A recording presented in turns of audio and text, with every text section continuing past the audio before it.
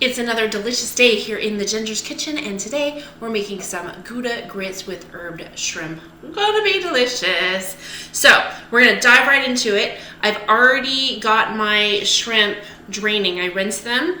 They are deveined and detailed, and this is just the shrimp now. So there's 10 ounces of that. So then I've got turkey stock. You can use chicken stock, which is what my recipe says, but I got into my pantry and realized that I'm out of turkey stock, so it's time to make some. I have a half a cup of grits, and then I have some pink Himalayan salt to go in there. Then for the cheese I have, this is slightly over 6 ounces of Gouda, but I'm going to take the rind off before I shred it up, so that should make it 6 ounces. And then I have, for the shrimp, I have thyme, garlic, butter. This is that Celtic sea salt I'm going to sprinkle on there, and then some fresh cracked pepper, and we'll do a garnish with our green onion from my garden out there. So let's get started. We're going to open up our stock, and we're going to bring it to a boil, then we'll whisk in our grits and our salt, and we're going to cook it for 15 to 20 minutes. These are not the quick grits. Now you could use those if you'd like, but I like to do things the hard way. I'm just kidding. I like the old-fashioned way. I like the flavor that it develops more, but if you don't have that kind of time, use the quick grits. Totally fine. Okay, we have to wait for that to come to a boil, and I'm just kind of going to take my shrimp and put it in my bowl here, and almost got it all. Okay, shrimp is ready to get mixed. Did you guys see my Stanley? It was over here. It was a gift. It's not something I ever thought I would buy. I was like, what is the point of that? But now that I have one, I really do love it. I could leave this outside in my car for 2 days and it'll still be ice cold. It's like magic. So I love it. And I've customized it with my show logo and some places that I've been with the person who gave it to me. I'll put a link down below where you can find one, as if you don't know, right?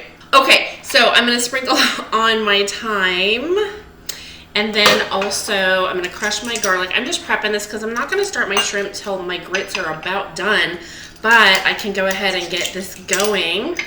And with the garlic, as always, use what you like. 2 to 3 cloves. I had 1 big and 2 small, so that's what I decided to use. Love me some garlic. It's not even a conversation. We're having garlic. Okay, so I'm going to set this aside for my pan over there with my butter. My stuff isn't quite boiling yet, but I'm going to go ahead and move some stuff out of my way. We need to grate the Gouda, but I'm going to cut off the rind first. Please do this carefully. We're getting close to a boil back there, but not quite. So we need to just grate all this up, and every bit of it. We're going to use all 6 ounces.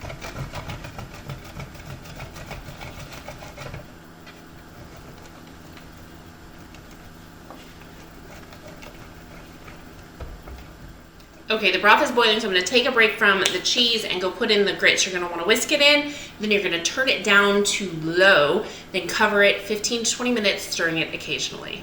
All right, timer set for 15 minutes. My pan is covered, and I'm just going to finish up grating this cheese, and I'm not going to come back on here until it's time to start the shrimp, so see you in a few seconds. Okay, so the grits are basically done. I've turned off the heat. I'm going to start the shrimp, and then I'm going to stir in the Gouda into the grits. I've reserved a little bit as a topping to go with my green onion. So let's pop over here and get going.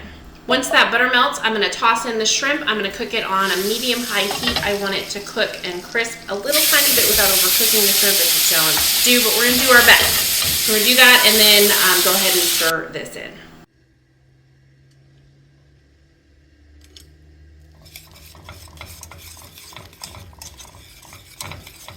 Okay, our Gouda grits are ready to go on our plate. And this is something, I'm doing it family style, so you just kind of take off the plate what you want, because this is a lot. It's basically for 2 people, although if you're with somebody who really likes to eat, this could be for 1 person, I guess. All right, here we go. I'm just gonna kind of place some around. No rhyme or reason to it.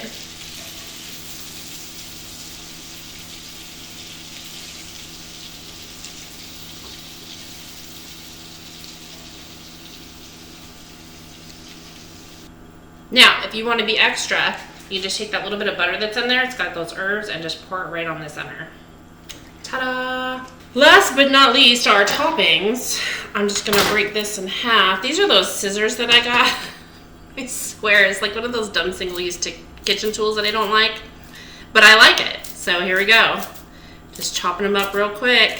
And then we're gonna sprinkle our cheese on it. And it's done. Beautiful. It looks delicious. I can't wait to eat this, so let me grab a fork. You can always give this a little bit of color with some paprika on top, but I like it just like this. It's beautiful and it's gonna be delicious. Oh yeah. This is gonna be an awesome lunch. That Gouda. I forgot to mention, I haven't said it for a while. I like to grate my own cheese because when you get cheese in the bag or in the container, a lot of times it has enzymes or cellulose to keep it from caking, but then it doesn't cook right in a lot of your recipes, and we really don't need that cellulose in our bodies anyway. So I like to shred my own, and I got a really good Gouda, which makes all the difference in the world. Thanks for joining me here today in the Ginger's Kitchen on another kitchen adventure. If there's something you'd like to learn how to make, tell me what it is down below in the comments. Have a delicious day. That's one boy.